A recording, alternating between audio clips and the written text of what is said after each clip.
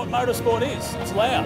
That's why I like it, because I'm loud. How good are you? Hey, what about that? Actually, I can actually keep the 10 because I got there. Yes.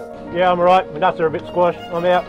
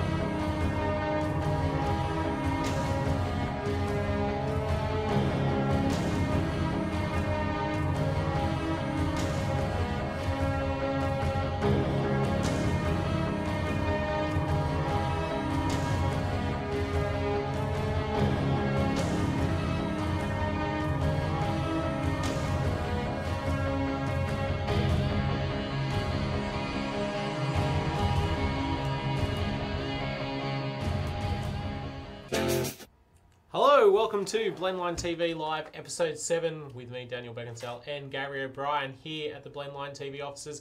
Gary, big weekend in motorsport ahead. Yeah, a big one just gone and a big one coming up. It's all been going on, and I guess we're really into the meat of the motorsport season now.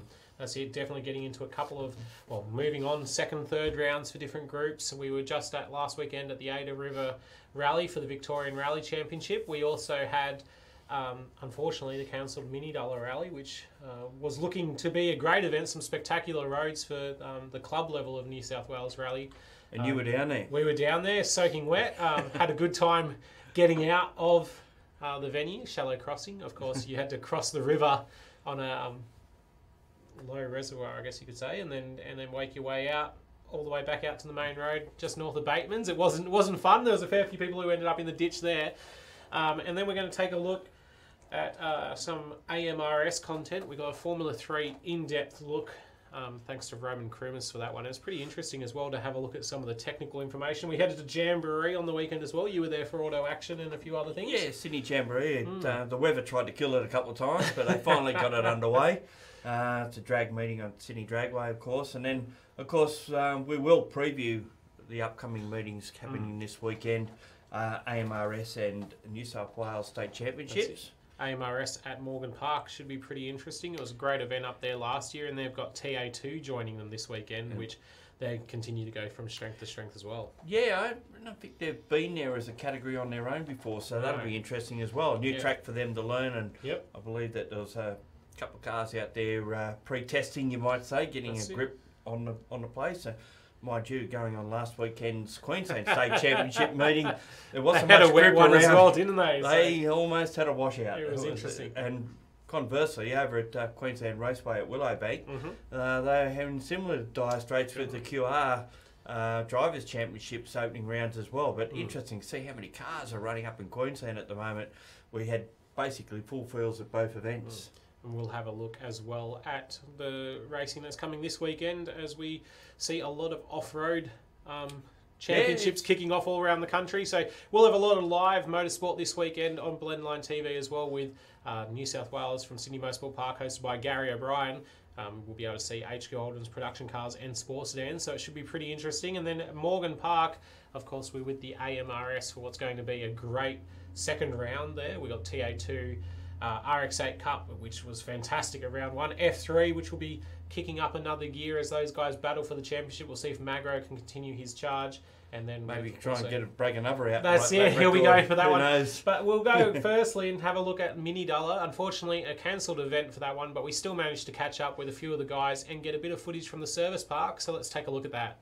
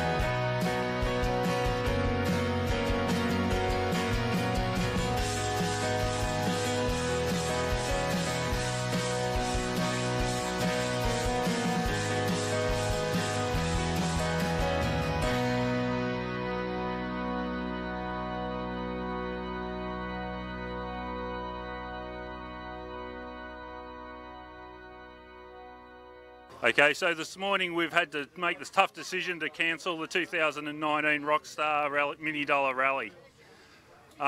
The rain gods haven't been good to us. We've had a lot of rain overnight. We went out and checked all the stages this morning. Whilst we were halfway through, things were looking quite good, but by the time we got to the end, it was obvious that the continued rain was just not going to allow the event to go forward. Obviously, there's a lot of people who we need to thank. Huge amount of work goes into getting a rally like this up off the ground. First and foremost, our naming rights sponsor, Rockstar Automotive, for coming on board and supplying a lot of resources to the club to allow this to happen. All the people who spent the day out in the forest yesterday cleaning roads, putting up road closures and all those things. There's a hell of a lot of work in that and a lot of people to thank in that particular thing. We've also got all the officials who came down today to help out. A lot of them have travelled great distances to be here, and yeah, the efforts of all those people are greatly appreciated. And finally, the organising committee for the rally. Everyone's done a lot of work for a lot of months to make this event happen, or not happen as the case may be, but nonetheless a great effort by everyone. We'll be talking to the New South Wales Rally panel and working out where we go to with a reschedule or future event. Hi, Sean Casey. I'm the driver of the WRX. Bob Selby-Wood, my navigator. We've been together 10 years, 15 years on and off. Far too long, but anyway. Generally, we've been driven rear-wheel drive, so this is my first attempt at the all-wheel drive. Had the car about 3 years, changed the development. Stock standard engine, suspensions changed to Murray Coote, bigger brakes, different gearbox, but pretty much standard other than that. Daniel Rockstar, he's been a great help helping me develop the car and tailor-made in Wollongong. But Daniel's been great because I can take the car down, stick it up on the hoist, check it out, make sure it's working okay. A few issues with the gearbox at the moment, but we'll test that out today if we run. It's just a computer, that's okay? Yeah, it's only a computer glitch. The good thing about the old Lancer is it's points and plugs. If it doesn't go, it's either electrical or it's fuel. These things you've got to plug the laptop in, to see if it's working. So, but we were looking forward to today. We've got our wet weather tyres. I think we might need all-terrain, rough terrain, Caterpillar tracks, but anyway, we'll see how we go. Other than that, the car's been great. It's finished every event we've been in. Yeah, it's very reliable. It's quick. It's got a world rally championship wing on the back. It's actually very good for collecting rain, but not much good in this weather. But nevertheless, it collects rain. Fairly unique. Yeah. So the specs of the car is fairly standard engine-wise. Gearbox, a computerized centre diff, which is causing us problems at the moment. They're very sophisticated things. The rear and front diffs are pretty much standard. Yeah. Yeah. But wider track. So the specs of the car overall, apart from the engine, they're quite sophisticated. It's a fairly unique piece of equipment. I've competed in the Australian Rally Championships with Subaru for some years, but this car itself is probably as quick as the works cars. It's just you've got to learn how to drive the damn thing and how to program it, because they're very sophisticated computer-wise. Apart from that, Sean's been rallying for how long? 1982. 1982. I've been rallying since 1957, because my father was one of the top guys, right? So my first event was 1966 in the KLG 300. So, and we crashed. Hi, I'm Kelly Caruana. This is my navigator, Ellie Yates. We're part of the all-girl Cars Transport Services rally team. Our car is the 79 VB Commodore behind us. I've been involved in rallying for well over 20 years, both as a competitor and official. I've grown up around motorsport, so I really don't know any better. Have an absolute ball in this thing, except when it's wet like today. But it's really good and heaps of fun. Hi, I'm Ellie Yates from the Old Girl Team Cars Transport Services, running my first season with Kelly Caruana. in the Holden Commodore.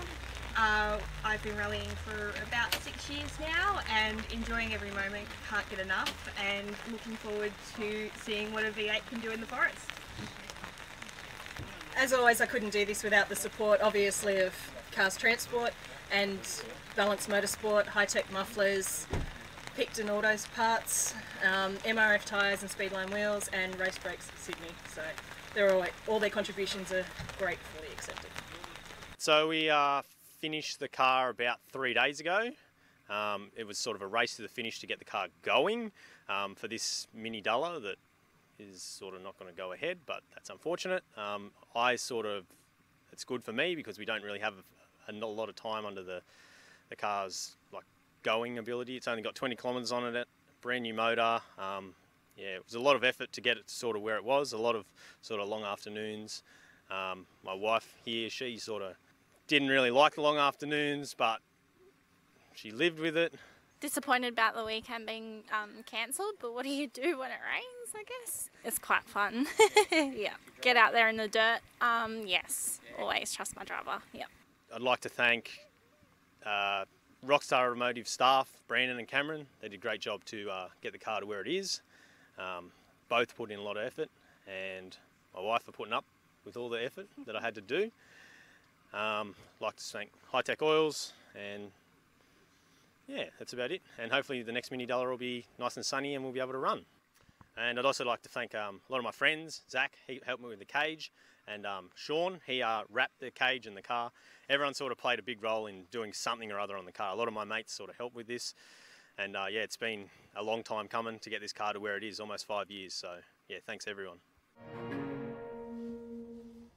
Well, definitely an interesting time down there at Minidulla. Unfortunately, with the rain, it just got to us there in the end, and can't quite see it on the footage, Gary, but it was bucketing down. We were watching there. You could see every blade of grass with the high-definition cameras, but you couldn't see the actual water pouring down. No. I believe that you look like drowned rats by the time you finished doing those interviews. It was really tough to get out of there as well. So thanks to SCDAC for having us down, and also the hard work of all the committee. I know there was a fair few guys behind the scenes who put in a huge amount of effort, and that's what happens at these sort of events. There's always a big group of people who are just passionate about motorsport and trying to get it open. So hopefully they'll be able to run the event later. There was discussion on the day that people would get a refund of their entry or a free entry into something else, or potentially maybe another event. Yeah, exactly. Event. So they'll do something to make sure that everybody's looked after. You can be sure of that, the guys at SCDAC, and we'll be in touch with them as the next event comes, so that we can hopefully let people know that it's going to be happening. Now, another rally that was happening on the weekend, Ada River Rally, just as wet, down in country Victoria, just outside Yarra Glen, run out of the Westburn, I think it's Westburn Sports Complex, the AFL field down there, just next to the Rural Fire Service. Beautiful little spot. Very, very wet weekend again, but we managed to get some footage from around the traps with that one. A great weekend of rallying for the Victorian Rally Championship, brought to you by Hino Geelong. Let's take a look at some of the highlights.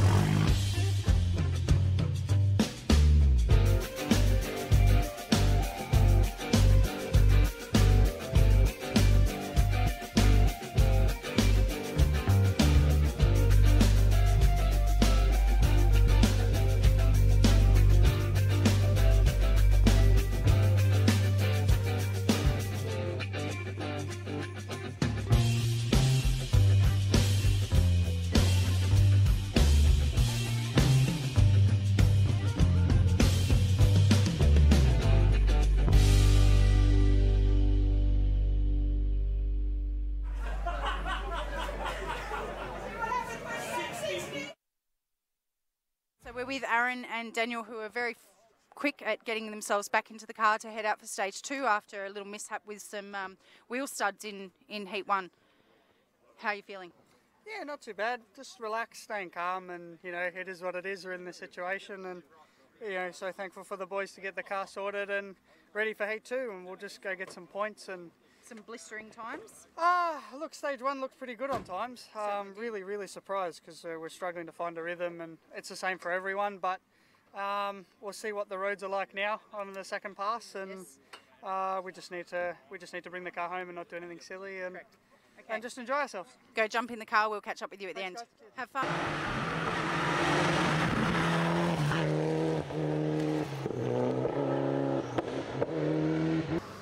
We made it back. It's treacherous out there. We don't know how the escorts are driving so quickly, but hats off to a good old Lukey and Justin. And our attempt this pass will be to try and catch them. But it's very slippery. Stage 3, however, was the best. So very fast. So very good.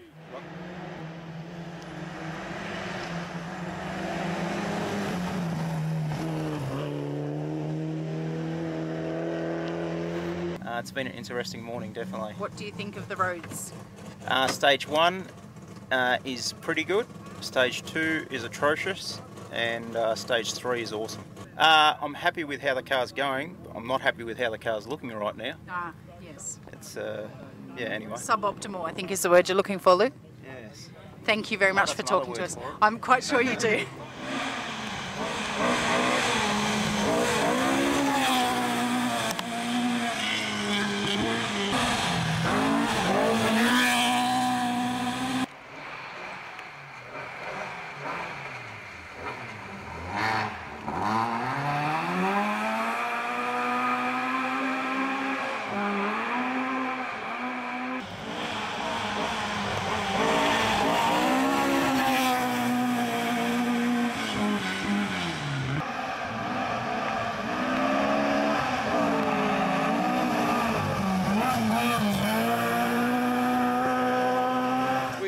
We had issues all day. We were struggling all day, but we're here with the cars straight. So, but hey, I would like to congratulate Luke, Justin, guys, co-drivers. They did a fantastic job, and more so, I'd like to thank Sherman very much because thank you, Rob. What a hell of a drive we had today. It was very difficult, but again, I think the two escorts, what a marvellous achievement. They did very well, and a hard-fought event for sure. So.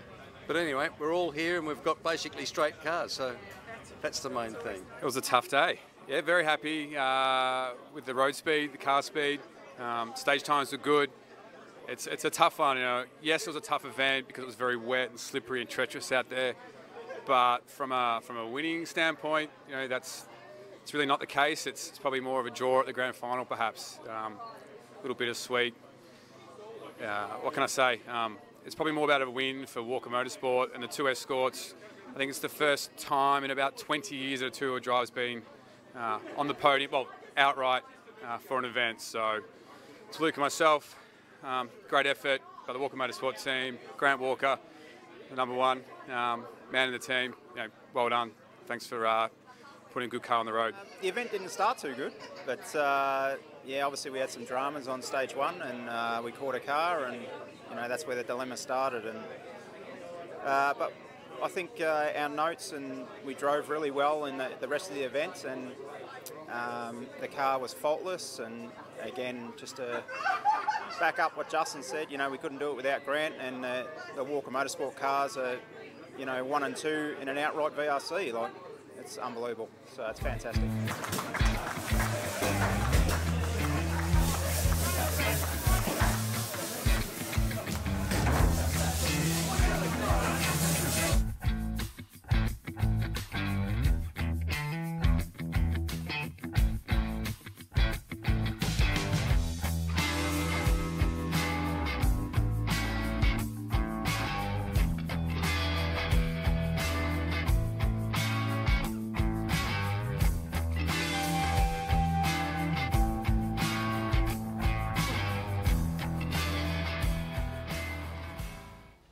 So a fantastic second round there at the Ada River, and I'll tell you what, 2 escorts getting up, that's unheard of in today's rally. Would have thought that probably be about the first time, probably since four-wheel drive's been invented. It's a great effort by the guys. The Grant Walker Parts team puts in a fantastic effort. week in, week out, supporting the Victorian Rally Championship. They also support the Victorian XL Rally Championship, which was on again down there and strong at Ada River. Head to the Victorian Rally Championship Facebook page for a heap more details. They'll head to Marysville on the 4th of May for the Marysville stages, one which last year we actually saw snow on the stages in the morning, so hopefully... There was a bit of snow around in the higher parts, I believe, last weekend. Yeah, hopefully we don't see that again. I'd like a warm and dry event next time. But yeah, the Victorian Rally Championship continuing to go from strength to strength, and it's great to have them involved, and hopefully they continue to see strong numbers entering with the support of Hino Geelong, which is much appreciated, as well as Frankston Subaru. If you have a Subaru, the Victorian Rally Championship now the place to enter, as there are prize money for the top Subarus in each heat. So may as well get out there, because you've got to be in it to win it. You could take home some prize money as well as part of your rallying, which is a pretty good effort. It is. And speaking of events, the Mount Alma Mile, we spoke about this last week, the very last one that was ever going to be run, and it was won by Kevin Mackerel in his Datsun 600Z. A 600Z? Yeah, that's an interesting car. 6-litre Chevy. Yeah, there you go. It's a 260Z with a 6-litre. Didn't come off the production line like that, did it? 4-wheel drive as well. Yep. He's run, I think it's the 5th or the 6th one that he's won in the 11 years of the event, and obviously a mile-long hill climb's a fairly lengthy sort of exercise, and he actually wasn't the fastest time, but the way it works is that you all do your 5 runs, whatever it is, and then the top 12, regardless of what class they're in, do a shootout. Yep. And then the top 3 from that go through, and Mackerel was 0.16 of a second faster than Mark Rundle in his Evo. Great event, and and hopefully we'll see something like it maybe appear on the calendar in the future. Find a big hill somewhere. That's it. Well, I don't know. A few big hills around, I guess you can try to find. Yeah, but you get exclusive use of it. That's the hard bit. I was going to say, we're climbing uphill now with that one. Let's take a look as well as we head towards the AMRS at Morgan Park. At Winton, we caught up with Roman Krumans to have an in-depth look at a Formula 3 race car. And this package is a couple of minutes long, it's about 12 minutes, but gives a really good insight, Gary, into some of the technical features of Formula 3 cars and how to do things like get them off the line and make sure they can stop and turn. And you have a good look at the aero, and I believe this is one of the 304s, isn't it? That's 307, sorry. Yeah. And when you look at comparing it to the later enhancements that came along to that took them up to a 311, the bodywork's quite a bit less aero, I guess, in bolt-on bits. Yeah. But also very interesting. And it's something we'd like to continue doing into the future. So if there's a car you'd like to see us do an in-depth under the skin of, shoot us a message on the page or write a comment on the stream and let us know. But for now, let's take a look at Roman Krumans F3. Yeah, so what we've got is the dash on the car. I'll just turn the ignition on and light the dash up. So you've got various pages. This particular page, that's the page that I run when I drive the car. It's important for me to know what gear the car is in. It tells me the lap time, also speed, but mostly for pit lane speed rather than, you're not interested in how fast you're going out there. You're interested in how fast you can approach a corner, how you can brake hard but not over brake and carry maximum speed through the corner. You're never really watching it, how many kilometres an hour I'm doing. No, it's all about maximising the speed everywhere. So we've got various pages. That's another page you might use for racing because it's got a strip tacho there. You might use that for your start. And then you've just got other pages for doing some simpler pages. Also a page that the engineers use for when they're running up the car. It's got a whole bunch more data, including front and rear brake line pressure, so you can adjust the brake bias, all sorts of things like that. So it's, pretty sophisticated, but by no means anywhere near Formula 1 standard. When you drive these cars, it's got 3 pedals, brake, accelerator and clutch. You only use the clutch when you start off the car. So the car will be in neutral, put the clutch in, grab first gear on the sequential shift, I'll explain that in a second, and off you go. Then you don't use the clutch at all. You flat shift. By that I mean you hold the accelerator flat and you're pulling gears up through the gearbox on the sequential shifter. But the shift won't work until you unload the gearbox. You can do that by, using the clutch like in a conventional car, or just lifting the accelerator and popping the gear. Or you've got a little switch on the side of the steering wheel here that kills the ignition for 30 milliseconds or so, and also ramps up and ramps down to smooth it all out. So you've got the accelerator flat, you're watching your revs or your shift lights come across the top here. When you're at the maximum of the shift lights, you've got load on the stick. Nothing happens until you flip that lever. It unloads the gearbox, boom, and it takes the next gear, boom, takes the next gear, takes the next gear. So that when you then brake, a lot of guys left foot brake, I left foot brake, you just punch the brake pedal and then you just smash the gears down, because as the car slows, it unloads the gearbox and you can shift down without using the clutch. But I also blip a little to smooth it out. So yeah, that's basically the technique of driving one of these cars. So what we've got in these cars is a classic independent front suspension. The shock absorbers are on board and not part of the suspension hanging off the car to maintain the lowest unsprung weight possible. So through these rocker arms, the suspension travel is taken up by the push rod. It rolls the rocker and activates the coilover spring and shocker set up here. The adjustments you can make here are quite substantial in terms of configuration. It's a pretty standard configuration, but you can make a lot of little adjustments. But once you've got a basic setup, all you tweak is the adjustment on the compression and rebound on the shock absorbers. You can change the stiffness of the springs, the amount of preload you have on the springs, and then you've also got the lead onto the anti-roll bar, which you know, the longitudinal rods twist the roll bar here. So you can adjust it by twisting this bit here. You can see they're flat bars. So when the more vertical the bars are, the softer you like. If you like the roll stiffness is, as you rotate it this way, it stiffens up, so you can stiffen up the roll stiffness.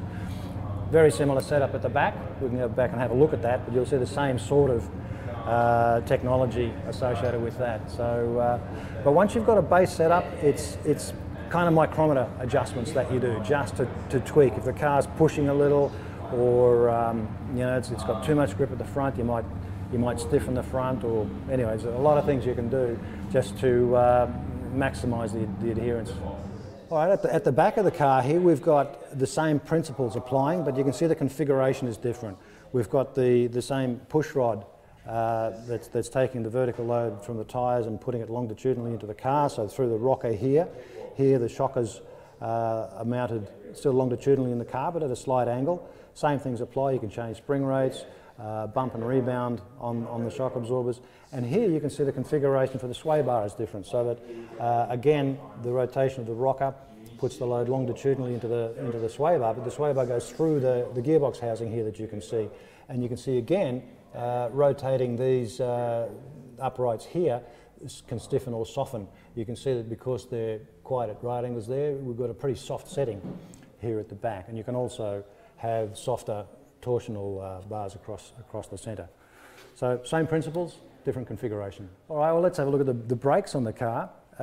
Because the car only weighs 540 kilograms with driver and fuel on board for a race, there's not a lot of mass, but the car is very artificially heavy because of all the downforce on the car. So with that, when you're braking the car, say, from 250 kilometres an hour, you absolutely smash the brake pedal as hard as you possibly can, because you can't lock the brakes up because the car's being pushed down on the ground so hard. What you have to do as the car slows and gets lighter, you have to bleed the brake off. So your classic brake trace goes up in a spike and then bleeds off, whereas in perhaps a road car, you might go up, flatten, and come back down in a different sort of thing. So that's how you brake these cars. This car is fitted with Brembo brakes all around, 4-piston calipers with a smaller leading cylinder size compared with the trailing. A set of brake pads. Yeah, you get a few meetings out of a set of brake pads. The rotors you might change once every year. Similar calipers on the front and rear, because the front and rear brakes work quite similarly. We run about 54, 46%, 54% front brake, 46% rear thereabouts. You might adjust it a bit from time to time. But yeah, that's what pulls these things up very, very hard and quickly from 250 clicks. Let's have a look at the wheels and tyres. What we're running this year, as we had last year, is the Hankook tyre. It's a slick, fairly soft. There's a wet weather version as well for when it gets wet, but the slick is the way to go on a dry tyre. The Hankook, it comes on pretty well after just a couple of laps. It's at its best on a new tyre, and you can really lean on them.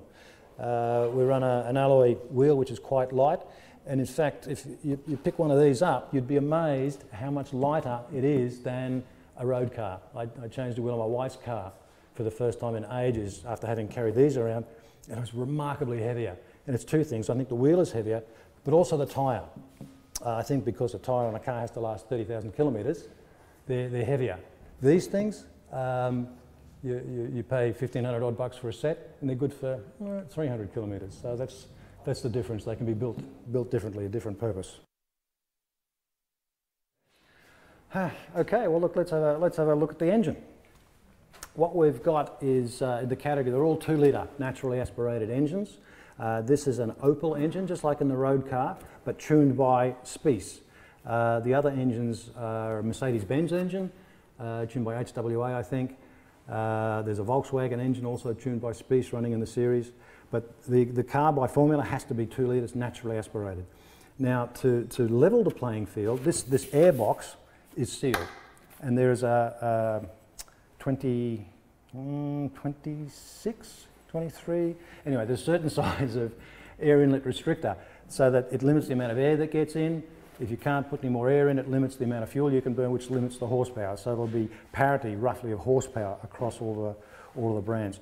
Now, to maximise the power with that air inlet restriction, they run a very high compression ratio so that they don't rev as hard as some engines. We only rev to sort of 6,800 revs, where these engines can rev a lot higher. We use a sophisticated fuel. There's some drums around the back there that we run ELF WRF fuel, which is 103 octane, but it also has dissolved oxygen in the fuel. So that's a little bit of sophistication in this formula. But that's basically the engine, the formula of the engine.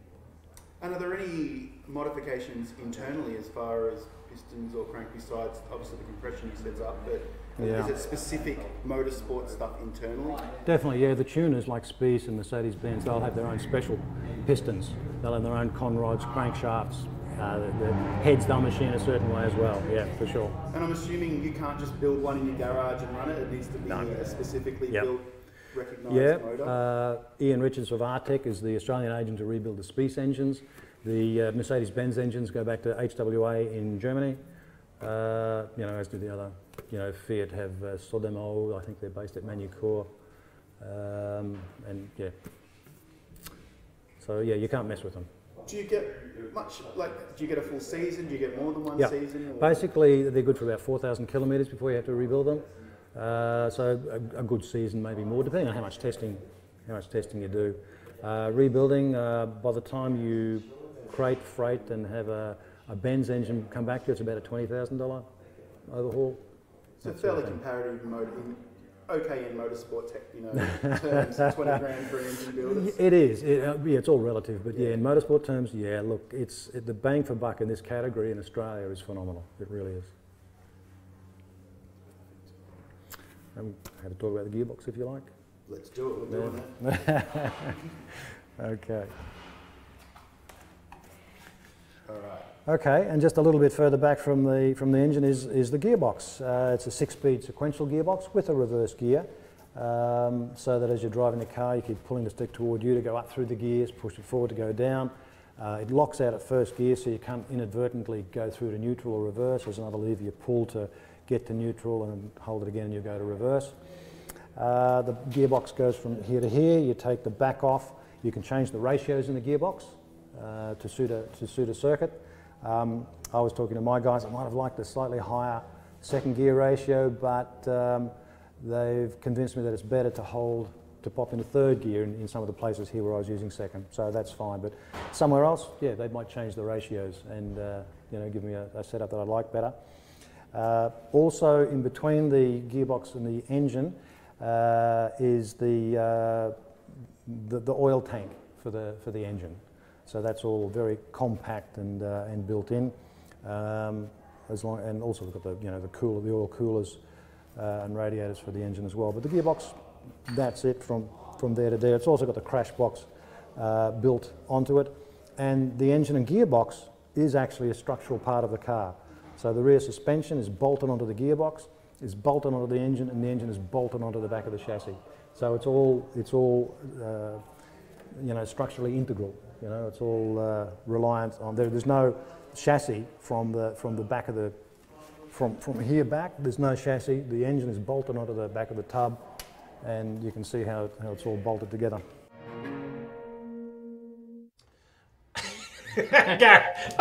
Gary ready to come back from the break there. He's getting distracted by a bit of other motorsport news. Yeah. As we had a look at that. But a great insight from Roman Crimmins into a Formula 3 car, the work that goes into it, what you can get out of it, how it all comes together. And I tell you what, as we were saying, it'd be hard to keep track of so many pages on your little screen as you're trying to race the along. last thing I'll be worrying about is dialing through some pages. You're too busy hanging on for dear life. Might be dialing up a drink for after the race or something. Anyway, we'll have a look more at those entry lists and what they're up to this weekend with the AMRS a little bit later in the program. Before that, we've got a quick look at Jamboree, where Gary, you were out there for the weekend to see some different type of racing. I was. It was my third exclusive drag meeting in all the years I've been going to motorsport. And this, I think the first one I went to was Surfers Paradise, and went to Castlereagh once. But this is the first time I've been to Sydney Dragway, and they do a pretty good job out there. Sydney Jamboree, as it was called, it follows up with what they do in Brisbane each year at Willowbank, and as it turned out last year, Willowbank ended up being cancelled after the first day because of the rain. And we had dramas here 2 weeks ago, the weekend the Australian Grand Prix was on.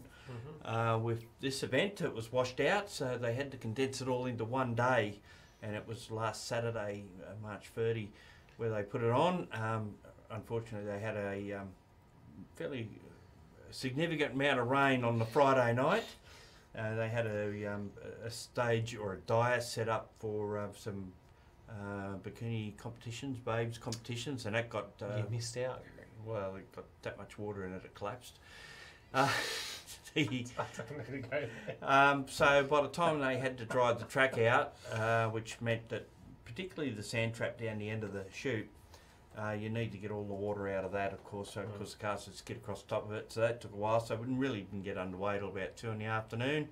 And they went through, besides the drags, of course, they had drift competition, displays, vendor exhibitions, bits of stuff going on. Crowd wasn't large, but it wasn't small either. It was quite good.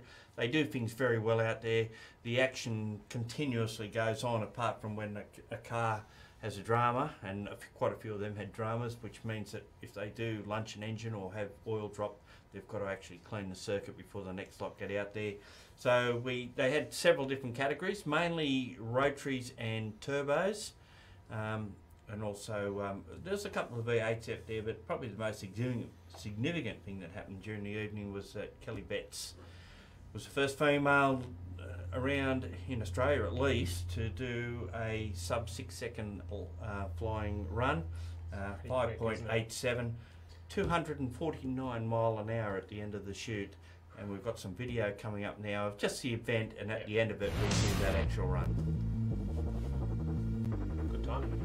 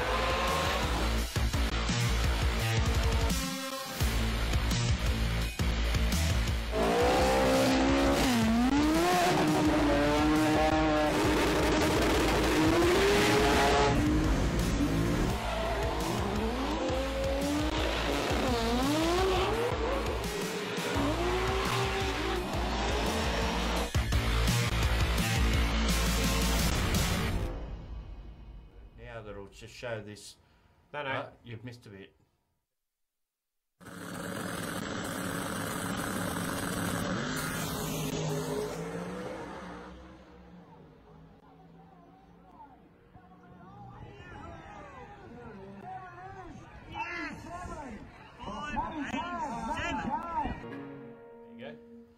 Yeah, so that was just that quick little package. Impressive. What happened, we've seen that time right at the end. As we said, a very quick time, 5.87 seconds, 249 miles per hour. It is moving by the end of the run there. So not much room for error. No, not at all. Now we'll turn our attention though to the big event this weekend. The AMRS heads to Morgan Park for their second visit. Now last year we went up there and had a great old time, but very, very wet. Hopefully this year the wetness hit last weekend.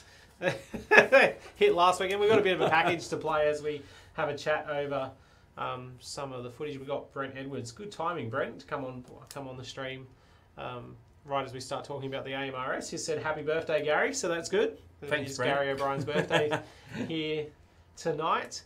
So yeah, just looking at the AMRS up at Morgan Park, and we can take a look at some of the highlights from Winton while we have a chat about that. So RX8 Cup, probably the first ones to talk about. What a season start they had, 20 plus cars for the opening race, and they look set to continue that with a fair few. I mean, it's hard for some of the RX8 guys to get north just for how far away it is, that drive all the way up almost to Brisbane. But you know, we're still going to see a big field there, and it should be some competitive racing as well. Well, we had Rick Shaw in here a couple of weeks ago. He's not running this event. He's He'll be in the commentary box with Lachlan, I expect. He'll be actually orchestrating the event. Is probably a better way of putting it. Hopefully, there won't be too much of that sort of action going on. But I'd point out that there is one quick driver there that might give these guys a hurry up. One quick driver? No, one local that hasn't raced before. David Walden. Yes. Who runs in improved production up there in Masters. Yep. He's got an RX3 and he raced that competitively. He actually had it in under 2 litre for a while. Yeah, he put it down for that for the Nationals last time we were there. Yeah. So that was interesting. So he is the under 2 litre champion. He might be the over 2 litre champion as well up there. So he'll be one to watch. Also, I think you'd have to keep an eye on the likes of Will Harris, who had a mixed around, and you know, Terry Lewis and Nick Dunkley, they're the guys that have been around a while. Sam Silvestro was one that was really come on this year. Will Gauchi again will be quite strong, and look for some significant improvement from Tom Shaw. That's Rick's son, who will be running Rick's car, so you'd expect after his initial outing at Winton Raceway that he's going to be quicker too. He had a bit of a baptism by fire in some of the early races, did young Tom Shaw, as he tried to get his head around the vehicle, and as did some others, by the look of it. Some others, but it was interesting talking to Rick that they found some things to tune up with Tom's car after putting him across into Rick's. So probably good for him, hopefully, to be able to get a good run. And then we've got Aaron Prosser as well, which you're pointing to, Gary, who didn't have the best of opening rounds. He got caught in that problem with Will Harris in race 1, a bit of contact between the two of them, which caused damage to both cars, and then just never really recovered all weekend. When you're in such a tough field, you fight your way to the front and then often find problem again with pushing so hard. You'll know where he's strong, being a Kiwi. That's it, yeah. If it's wet, count on him. Came to force last year at this very round. Morgan Park was where he grabbed our attention as he slided around in the rain and brought it home and challenged Rick Shaw to have a good race there at the end, a great dice. It was their second round last year. Of course, they didn't go to Malala Motorsport Park, and will be their second round again this year. Hopefully, that's Ben Silvestro, actually, who had a fantastic opening round as well. To really come of age in this category himself. He started last year, one of his first years racing, and got himself right up there. He's in amongst the championship fight after some of the attrition of the weekend, but also you've got to be there at the end, and that's what he proved that he was able to do. Yeah, but the man, I guess, that will go in there with the heads up will be Stephen Payne, who won the opening round. That's it. Had actually crossed the line first in 3 of the races, and got a penalty in one of them, so he actually finished second in that. Racing's had a good weekend to start the year. That was a brand new build car as well, so they've put a lot of effort in the off season into building these cars. And if you go and check out the RX8 Cup Series Facebook group, there's a lot of chat going on there about what they're up to, what they're doing with their cars, how everyone's moving about.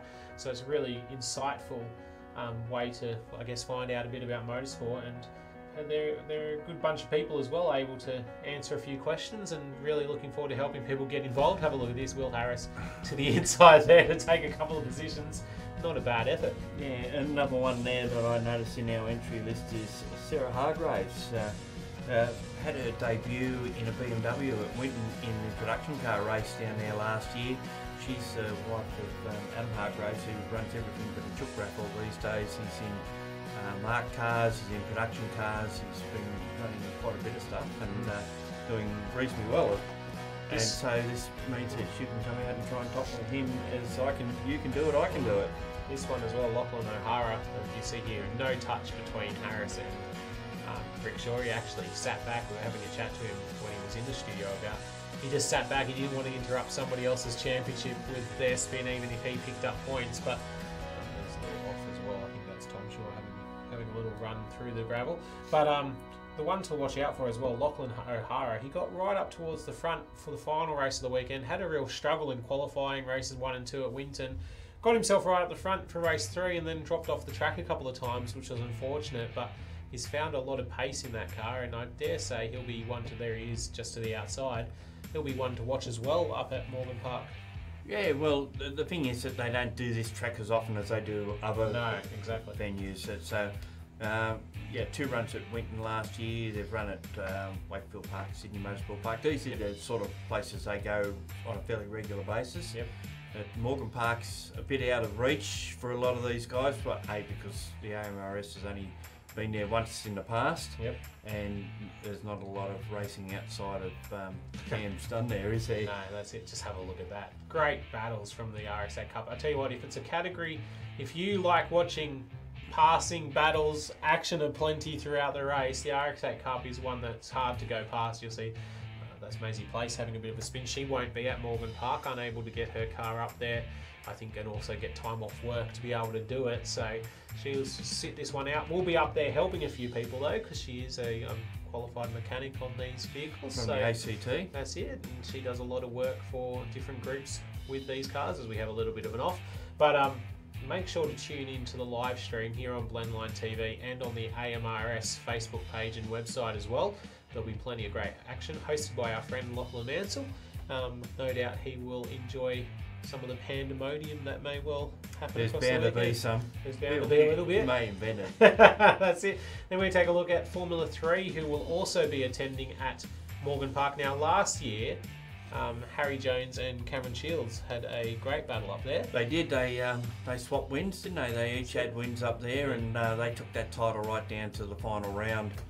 But John Magro is going to be hard to beat this year, isn't he? He was class of the field at round 1. Yeah, and new surface at Winton probably helped from the last time they got there, but he's got the points on the board, and he could quite likely break the outright lap record, because it's been a while since Formula 3 have had a really competitive field, apart from the 2 that ran there last year. But I dare say that Johnny Macro will be wanting to not only win and take lap record, but he will have those 2 Gilmore racing cars to deal with. 9 cars of Formula 3 Australia making the trek north, which is a pretty strong field for Formula 3 in Australia, so it's good to see. And you've got definitely a strong field when it comes to the front of the pack. John Magro, Joshua Buchan and Richard Peasy, the 2 McDonald's Toowoomba cars. Gilmore Racing will be looking to put a bit more pressure on Magro. You'd have to think that both of them having testing miles up in Queensland as well at Morgan Park should help them out. Yeah, for sure. That was a big jump. It's one way to get the lead, just go early. I was going to say, you should have kept going. He'd only got a 5-second penalty. He might have got a 5-second lead. Might still be able to bring it home in the lead with that one. But no, great racing from Formula 3, and it's been good from our perspective with them, that we have been able to have a bit of a closer look at some of these cars. The guys are very much open to people coming and having a look. Of course, this is probably the pinnacle wings and slicks Yeah, for, and it's for speed in this country, I guess you could say, at the moment. And it's a difficult car to set up as opposed to a sedan type car, because you're only got to be a fraction out, and your tyres will suffer because of it, or they'll improve because of it. As we can see here, race 3 of the weekend, and John Magro led the way again. A few cars at the back having dramas as we came around through turn 1 and 2. It actually knocked the rear off Robert's car here. You can just see one of the fuses slips away and gets caught under Wilson's, and that caused him to retire. I think he just probably felt something in the front, which he would, and decided to pull over. They did retrieve it from under the car, but unfortunately he just was not able to go. And then Richard Peasy, the battle between him and Buchan all weekend was brilliant. Well, until being the this moment. teammates, there'll be a lot to settle there as well. That's it, and we go up to Queensland with plenty to play for They're between on the home regulars. turf. That's it. They will be trying to bring it home for the McDonald's Toowoomba team, about as close as they get to Toowoomba all season in the running, before they head to, I believe they are going to Talon Bend as well in June, which you'll be able to see here on Blendline as well. So plenty of racing coming up for Formula 3 Australia, and hopefully this man Magro will have the fight taken up to him a bit more in the coming rounds. Round 1 of the TA2 Muscle Car Series at Sydney Motorsport Park delivered a record field of 25 cars. Dream Racing logged on with a new 2-car Camaro team for George Elliott and Craig Scatella. Kubota Racing fielded 2 Mustangs for Hugh McAllister and Matt McKelton. Mediki Motorsport expanded to a 2-car operation with Father Andrew's Dodge joining son George's new Mustang, and a young 16-year-old rookie called Nathan Hearn turned a few heads in his Gulf Western Oil Challenger. Despite the off-season shuffle, Aaron Seaton continued his form from last year, taking pole position, 7/10 of a second clear of George Mediki and Father Andrew, while reigning TA2 champ Ashley Jarvis qualified 4th. Yeah, thank you. It was really good out there. The car handled great from Castro Harris Racing. And I can't thank him and Don Dimitriadis enough for their support this weekend and able to getting me out here in the TA2. Key part of the race is definitely going to be looking after the tyre. So hopefully the car's good on its tyres in the race, and we can have a good race with George and see how we go. TA2 Muscle Car Series about to get underway for season 2019. So much to happen between now and the end of the season. Seaton led the field away in race 1. However, Gold Coaster Tim Tritton was the first to find the wall in his superb-looking Mustang on lap 2.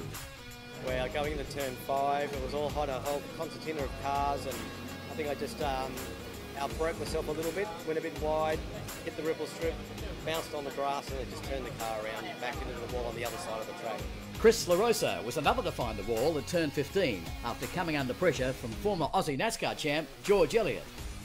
Basically having a good run on the car in front, and lined him up a couple of corners before to pass, and all of a sudden his car steered toward me. Basically, if I didn't move hard to the right, I would have been clobbered, and the rest is history. Look, to be honest, I saw Chris in the wall. I didn't realise there was even any thought that I'd touched him, because there was no contact whatsoever. We were racing close, but I knew there was no contact, so I don't really know. I haven't spoken to Chris yet. I'll go and have a chat with him in a minute. But so I went and saw the officials to just make sure that everything was okay, and they said no, they've already viewed the footage and there was no contact. So there's not much more you can say after that, is there? Hearn made the move stick on Jarvis for 4th. However, Seaton claimed the win, making it a Mustang 1-2 at the front. So this time it'll be Aaron Seaton that will take home the opening win of season 2019. Seaton gets the job done. George Medeki home in 2nd. Yeah, thank you. It was awesome to get out there for the first race, and we were fortunate enough to bring home the race win. So the Castro Harris Racing Mustang felt awesome out there, and we'll make a few tweaks for the next one and see how we go. Yeah, Aaron really jackrabbits at the start. Like he is gone. Same thing on the restarts as well. It's quite strong. But then as they to lap 3, 4, it neutralises and start to pull it back in. So not 100% sure where it's coming from, but I noticed he's got a little bit more turn than me, so we've made a bit of a turn change for that on my car, and hopefully it'll be a bit better for the next race. Race 2 saw another clean start. However, 16-year-old Nathan Hearn put a move on Andrew Mediki, some 6 decades his senior, into turn 1 for 3rd. That was the move of the weekend, and setting the fastest lap along the way. Have a look at this. down the inside goes the young gun, Nathan Hearn. He's having a big look. He was going to have to make a move early in this race on the veteran, and he's done it. Have a look at the veteran soaring away at the wheel. Darren Berry and Greg Willis had a great battle mid-race, while Sean Richardson was still coming to grips with his new Mustang into turn 15. It was 2 out of 2 for Seaton, with Hearn the big surprise. Yeah, it was an awesome battle. Managed to finally get past Andrew there in, just at the start of race 2 there. So I caught up to George, thought everything was going smoothly, but yeah, you know, I just ran out of pace, cooked the tyres, cooked the engine, so yeah, I'll learn for next race after tomorrow, and yeah, fingers crossed we can try and keep the top 3 momentum going for the next 2 races. While Hugh McAllister had a strong run to finish 7th. Yeah, thanks, Brian. I mean, coming up on the back, I could see Rusty, and I got past Drew there, and I went, oh, the car feels pretty good, and I kept gaining, got to them, and that's when the fun started, once we got to them. So Ash was getting more sideways each lap, and I thought, I still have a dive here, but pretty intense battle for 5 or 6 laps there. Kubota Racing's Matt McKeldin missed the cut for race 3 due to broken wheel studs. But from the race start, Hearn went the wrong way in setup and fell back through the field, with Jarvis taking him on lap 4 at turn 6. Mediki's Dodge then claimed Hearn at turn 2, while Hugh McAllister was the big mover, taking Russell Wright on lap 9 and Hearn again on lap 11. Queenslander Greg Willis was also having a strong weekend. Starting from position 13, probably the best I've been in this season, or for the last couple of seasons, so really starting to get a hand on the car. We made some changes from yesterday, which was just some great racing, and probably went back a little bit. But at the same time, you know, there were 4 or 5 cars that was just hard work. 20 minutes for an old fella, I got to tell you, I'm working really hard towards the end of the race. At the race finish though, George Badicki got to within 1/10 of a second of Seaton for the closest TA2 finish in history. It's going to be a drag race to the line. Aaron Seaton, it's been 10 from 10 so far at the moment. It's going to be 11 from 11. With Jarvis, McAllister, Russell Wright and Murray Kent rounding out the top 7. Oh, mate, that was great fun. Yeah, it was great to get in a bit of a pack and have a race. And you look at the age group, you've got Russell who's about 90, I'm nearly 50, and Nathan hasn't even got a driver's licence. So it was definitely a mixed bag, and I'm learning from both of them, to be honest. Yeah, it's great. Aaron Seaton and George Badicki shared the front row for the final race, while McKeldin came through from the rear in the Kubota Mustang. Dodge driver Peter Robinson went off, while Hearn put a big move on Kent on lap 3. Here was the moment for Robinson. I tell you what, he is seriously lucky to get away with that, not make contact with the outside wall there. Early in the race, and under pressure, Seaton spun the Castrol Harris Mustang at turn 5 on lap 4, allowing both Badicki and Jarvis through. McKeldin was rapidly coming through the pack, while teammate McAllister passed Murray Kent for 6th out of turn 16. At turn 6, McAllister gets the job done this time by. Unfortunately, Nathan Hearn's great pace came to an end with fuel pump failure late in the race, while Dream Racing's George Elliott tagged the wall at turn 2 in the Camaro. Badicki went on to claim the win. However, Seaton wrapped up the round by just 4 points from Badicki, with Jarvis in 3rd. Yeah, look, we never thought yesterday morning we'd be anywhere near the podium. We thought if we get a top 5 or even, to be honest, a top 10 against the calibre of guys that we're racing against, we'd be stoked. So to come away with a 2nd in the last race and 3rd overall, could not be happier. To be right on Aaron's tail at the 3rd race and to take out the spoils and win the 4th race was a really, really good feeling. So very, very happy for that. It's still a time of growth for us. We're a brand new team, brand new crew, brand new, everybody. So to come into TA2 and to be this successful right up front is a really good feeling. So. It means a lot to be able to win the first round of the series, just to get some runs under my belt and more experience, and I really enjoy driving these cars, so I look forward to seeing what happens for the year. Yeah, definitely. It was a lot of fun out there with George, who was right up my backside the whole time, so no, I really enjoyed it, and these long races are really fun, so no, I look forward to next round. Veteran Russell Wright wrapped up the Masters Award with a fine 4th place. McKeldin went from last to 7th to win the Hypercoil Hard Charger Award, while Murray Kent's strong performance landed the Willwood Big Breaker Award. Round 2 of the TA2 Muscle Car Series heads to Morgan Park, Queensland on April 6-7. For more details, check the TA2 website.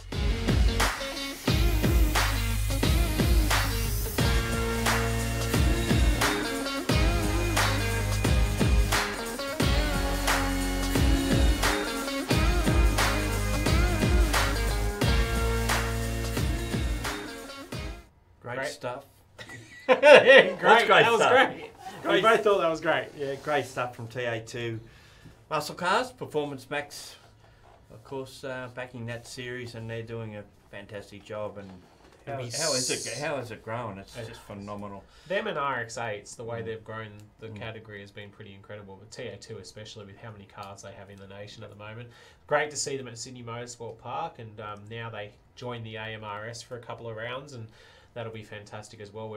I'm pretty excited to get up there and see how they go around Morgan Park. I haven't seen them up there before. It should be very interesting how they come under, especially under the bridge on that climb up out of 2 down to 4. Where they get right in close to the wall, basically go right under the control tower and the commentary part and swing around. That'll be very interesting. Yep. So we may well hear it on our commentators' microphones as well. Make sure to tune in. All of Sunday's races live here on Blendline TV with the AMRS, and we're going to have heaps of social media content as much as we can across the weekend as well, so to keep you entertained and updated. So hopefully plenty of action. Yeah.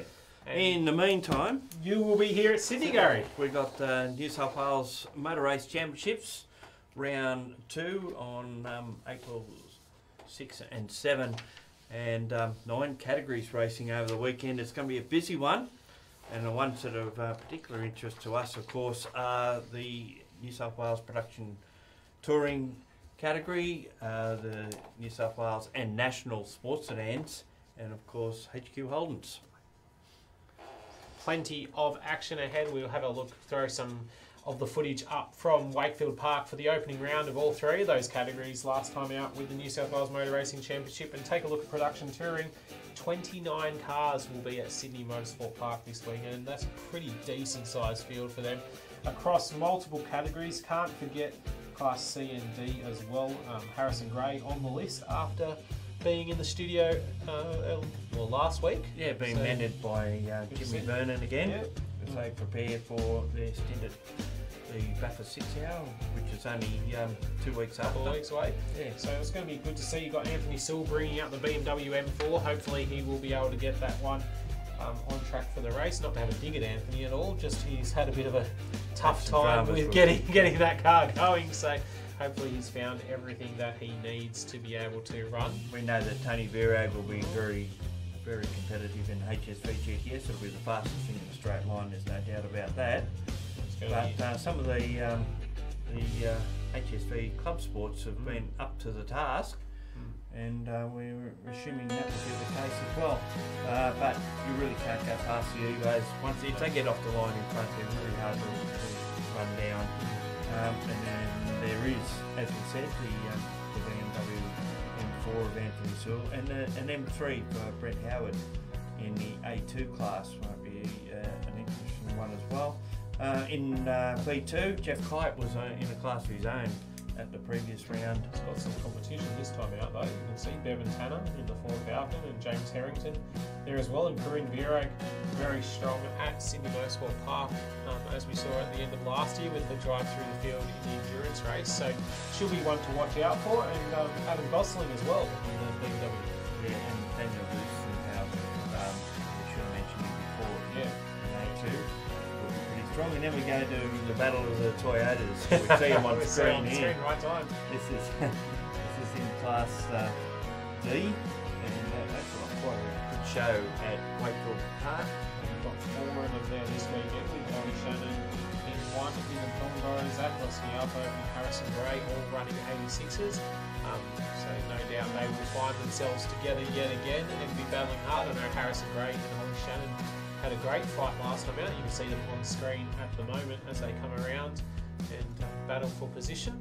But it's definitely brilliant racing from Production Touring, another category that's been seeing, in many regards, unprecedented growth over the last couple of years. They've been able to maintain very strong fields with diversity and changes within the fields, and Chris Reeves well, hopefully we'll see it this time round. He had to run into 60 split that last round due to some dramas getting Sirocco up to speed. Had some dramas on the Friday down at Wakefield Park.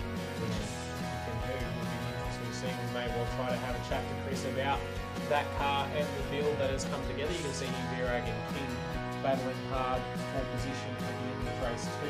King ultimately in the lead in the victory in that one. He goes into round 2 as the championship leader. He's on the list of entries, so he'll be no doubt trying to bring home a victory again and continue his merry way towards what we probably be one to watch. He was very strong at Sydney Motorsport Park at the end of last year before a couple of mechanical failures there as well. Yeah. That one has been sorted though, we believe, heading into the next round. Yeah, well, that's how you sort it, isn't it? Interesting to see a car here that's been out for Peter O'Donnell from Parks in New South Wales, the BMW 335i. And this car's got more history than just about any car in production touring. Yep. We did a calculation on how many laps or how many Ks of Bathurst it's done in its years, because it's won the 12-hour race twice there before it became a sports car race, and it's won numerous classes as well. 19,000, over 19,000 kilometres. That is more than a direct line from the north to the south pole. Seriously? Yeah. Wow. That is a pretty good effort. That's it. As you can see, I mean, it's had a few dramas in that time as well. I remember a couple of times. Well, so the driver, he's had both his hips replaced and coming good. Service warranty at the equator, I guess you could say. As we see King come around to take victory. He took 2 race victories at Wakefield Park, and we'll be looking to continue it on at Sydney Motorsport Park. Production touring cars, all 3 races live here on Blendline TV. Now we look towards the HQ Holdens. We had a massive wrap of them in HQ Extra last night, presented by Wayne Healy. We had Chris Buckley join us as well as he undertook his 150th HQ race start at Wakefield Park, so he'll get up to 153. Now there's a man that likes his HQs. He has spent a long time in the category, but I'll tell you what, it's impressive the way these guys race, and the quality of the field this coming weekend will be enormous as well. You've got Brett Osborne, Chris Moll, Glenn Deering, Dwayne Cambridge, Dave Allen, Luke Harrison, just the list goes on and on. Darren Parker, Pedro Marisic, who will all be in amongst them. Jason Moll, we spoke about yesterday. Yeah, the Moll boys have got it on the string at the moment. They just needed a bit more luck, and they would have really cleaned up. Although Brett Osborne, I expect he'll be coming back bigger and stronger than ever. He hasn't been a multiple nationals winner and state champion for no reason at all. No, exactly. So we'll be looking for Brett to have a good run. Tristan Wilds here is in Division B this year and doing all right in that championship. Had a bit of a tough race. You can see him there just sliding off the track at the fishhook. A few problems for him. Division B is actually currently led by Peter Lynch. Is that based on times? Based on times, experience in the category, and a couple of other factors, I believe.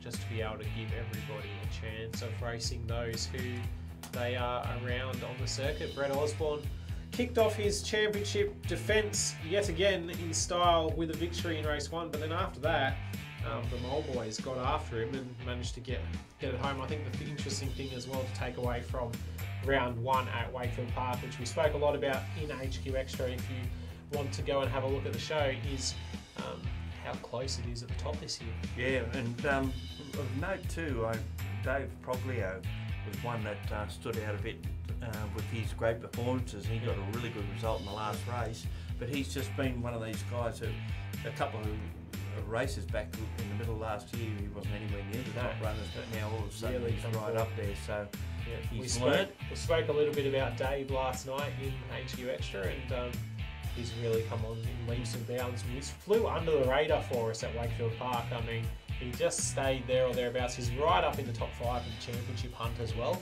in with a good shot of that one. And I think it's impressive to see just how close the championship is at the top. One man who won't be there, unfortunately, Ian McLean. There's the onboard with him as he makes contact with Baxter. Just one of those unfortunate incidences. Looks like the car was trying to eat him. Yeah, he got out and had a look, but he's not on the entry list for that one. And actually, looking down it quickly, I don't see Baxter either. So maybe a bit of a break for those guys. Or maybe just getting their cars back to squared away. After a few issues. And you can see here, this was what ultimately brought Cambridge and Moll's weekend undone for championship points. Once you drop down the order in the HQs, there's just not much you can do to get back there and pick up those points. And these two guys just meeting in the middle, very, very tough racing, both going for the lead after Jason Moll lost it off the restart.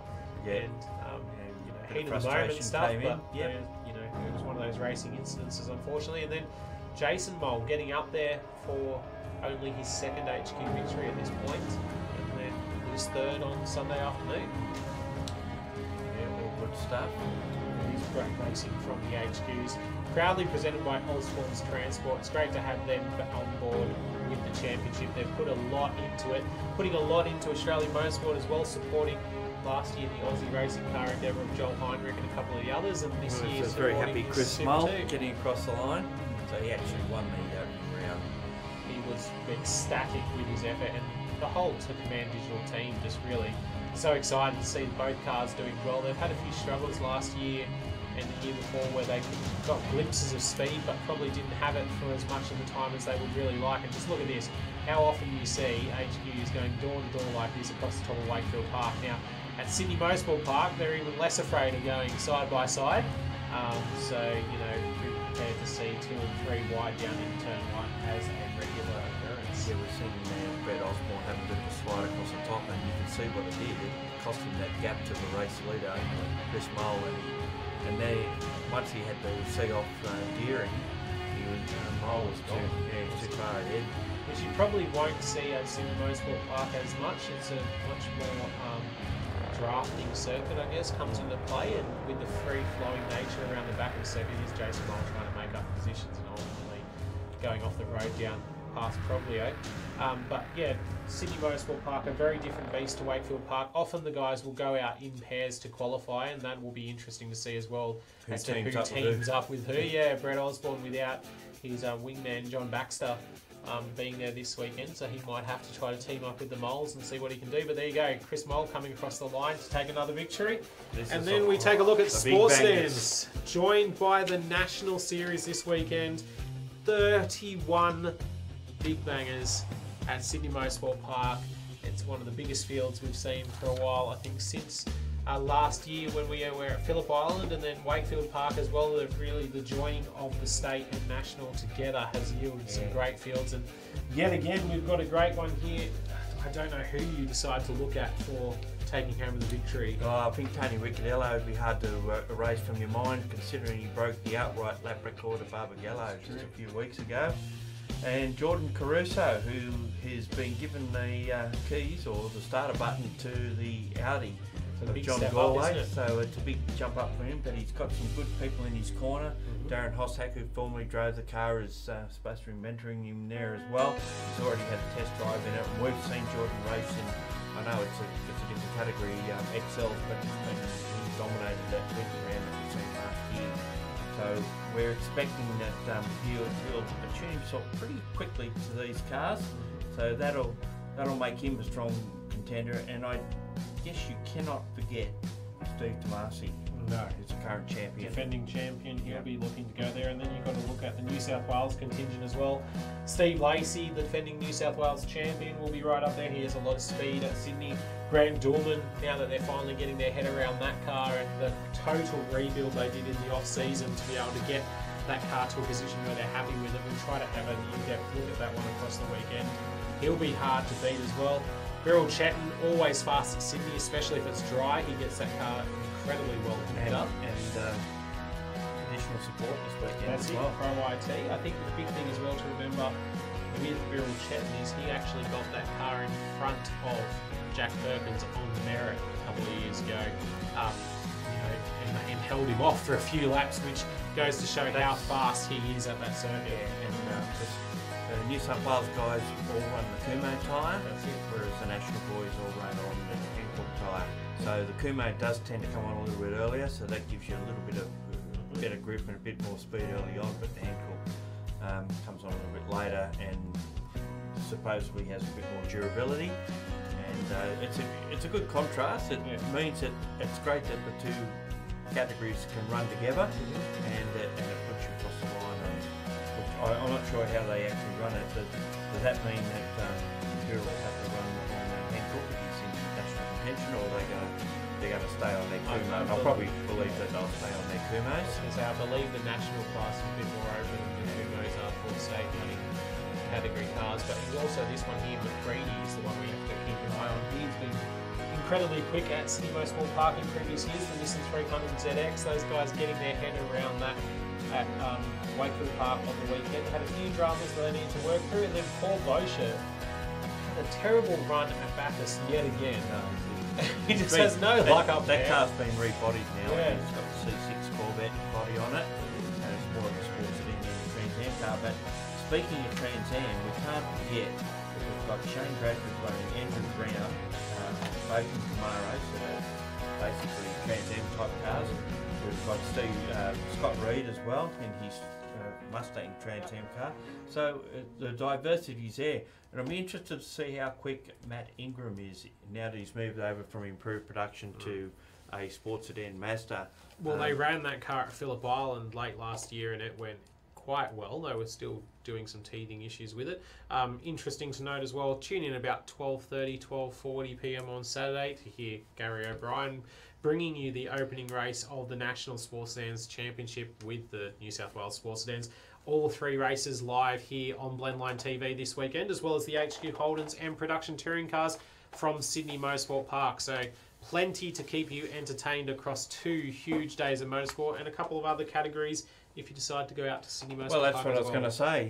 You know, if you're in Queensland or in the Darling Downs area or even coming out from the western suburbs of Brisbane, why not go out to Morgan Park and have a look? It's well worthwhile. Similarly so, if you're in New South Wales, get out to Sydney Motorsport Park. There's Formula Ford National Series is running there. We've got Formula V, improved production over and under 2 litre, and that's a massive field in itself. We've got Formula Cars, which is like AMRS meeting. We've got some Formula 3 cars there. Super Sports are running as well as Supercars. So it's a big meeting and lots going on.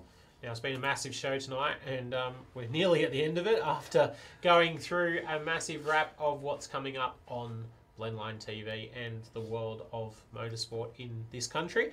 We've got a calendar to have a quick look at as well for a few other events around the nation this weekend, so we'll take a quick look at that one. We've got a calendar together for each state, and we'll kick it off with New South Wales, Gary, and what we've just spoken about, New South Wales Motor Racing Championships at Sydney Motorsport Park. And those 3 categories you see there live on Blendline TV over Saturday and Sunday. Of course, if you're into off-roading, there's the first round of New South Wales Off-Road Championship at Colo Park. That'll be pretty interesting. They've got a good entry list, I believe. And Condo 750, which is, I guess it's not really an off-road event, it's not really a rally, but it's a bit of both, if you like. It's an off-road rally, and it's been going for about 20 years. So also, if you want to venture down to Fairburn Park in the ACT, second round of the New South Wales Hill Climb Championship goes on there. Malcolm Osler currently leads that after winning both the first and second round. Moving up to Queensland, the Australian Off-Road Championship happens at St George. It's naturally called the St George 399, which is about 400 kilometres, and also a round of the Queensland State Championship. Also the KCF Short Course Rally will be at Glastonbury as well on the same weekend. And then, of course, the event you'll be at, Daniel. That's it, AMRS. Big day of live streaming, and we'll have plenty of action from 4 categories up there: TA2 RX8 Cup, Queensland Prod Sports, and also the Australian F3. And then SA has a multi-club hill climb at Collinggrove, which will be interesting across the weekend. They get plenty of good cars up there. And down in Victoria, Victorian Off-Road Club Shield. It's a secondary series that runs across the state there at Maloo in down there in south of the border, and over course to WA. The Australian Rally Championship kicks off at Nannup, along with the Western Australian Rally Championship as well. So if you can't find something to amuse you, you're obviously dead. Plenty of action around the nation for you if you enjoy, especially off-road and rally this weekend. And then circuit racing covered by us here at Blendline TV. It's been a massive show. We've almost reached an hour and a half, which is a bit longer than our usual effort. But thanks for joining us so far. Gary, it's been great. Happy birthday yet again. Yep, and go and celebrate now. I was going to say, hopefully you have a good one with some great racing. Make sure to join us here live on Blendline TV. All the details are on our website and Facebook page for the streams this weekend. You'll be able to find them all there. Make sure to click the links and take a look at some great racing. Until next time, thanks for joining us yet again on a Wednesday night here in Blendline TV offices. Bye.